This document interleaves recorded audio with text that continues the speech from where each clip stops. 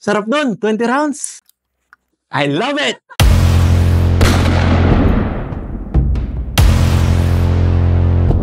Nandito na lang tayo.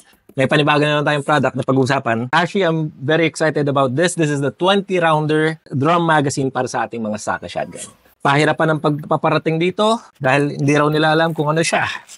And the one that we got, it's available in 2 colors. One is black, and this is the FDE, not Dark Earth. We only have limited stocks, only 50 na dumating. So, ubusin na natin. Tingnan natin kung paano natin pagaganahin tong ating drum magazine. Kasi sa totoo lang, in the past, I've had experiences with drum magazines and sometimes hindi sila nagsacycle properly, kailangan lagyan ng powder, kung ano-ano. So ngayon, tingnan natin kung magsacycle ngayon, out of the box. Walang pakialamanan. Okay, so from the instruction video na sinend sa akin nung ating supplier, pindutin daw to. Pink! Pag napindot, saka tayo maglo-load ng mga bala. 20 rounders, so punuin natin ng 20 rounds.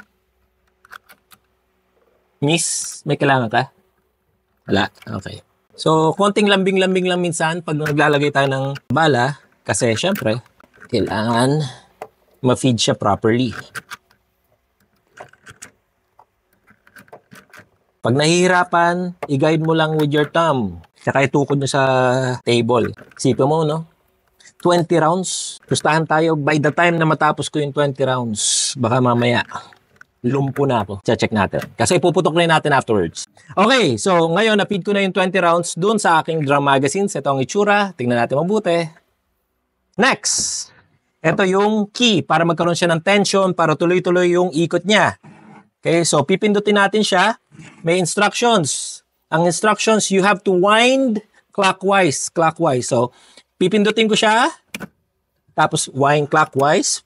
Release ulit. Pindot. Wind clockwise. How many times are you gonna do it? I did it twice na. Pero we're gonna do it 4 times. Kasi para magkaroon siya ng mas magandang tension. You could do more. Pero sa akin, I've seen the video. They did it only 4 times. Okay? Okay, so wind ulit. Last one. Okay. So, mapapansin nyo, may tension na yung magazine. Alright, so we're gonna test it out dito sa ating shotgun. Mamaya pupunta ako doon, makikita nyo ako firing 20 rounds. Magseset muna ako with my ear plugs and my eye protection. Siyempre, kasi nasa firing range tayo. Next shot, doon. Tetestingin na natin yung ating 20-rounder magazine. Nandito na naman ang ating infant shotgun. We will test it out. So again, parang regular magazine-fed shotgun lang. You will put your drum magazine dun sa ating magwell and then rack your bolt.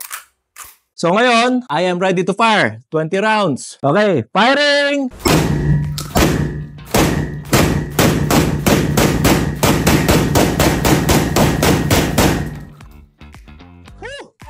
Wow! God dang it! Ang sarap! Kaya enjoy na enjoy ako dito sa trabahong to. Ito lang ang trabaho. Nasisira ako ng target board at walang maniningil sa akin. Natin ang chamber just to make sure it's safe. Okay, very good. Bye-bye. Approved.